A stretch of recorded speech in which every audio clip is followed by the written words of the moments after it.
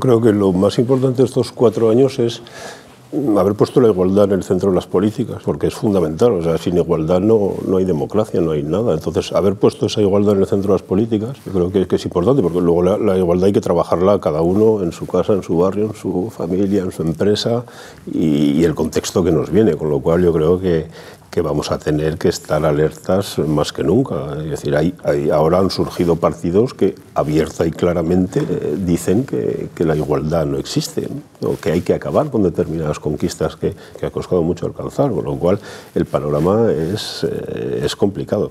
Creo que el gran éxito de esta legislatura ha sido, en cuanto a materia de igualdad, esa ruptura y ese mensaje positivo de vamos a valorar la diversidad, vamos a valorar que cada uno pueda ser como quiera ser. Este es el gran valor de este gobierno de Aragón.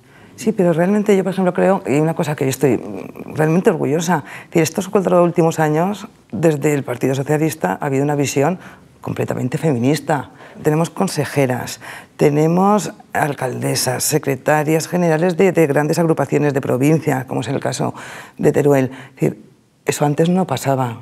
Yo creo que eso es importante porque ya es un punto de no marcha atrás. Espero y esperamos todas que ese avance que se ha dado no sea como una ola que viene pero que luego retrocede, sino que sea aspectos de estabilidad y de consolidación de la igualdad en nuestra comunidad.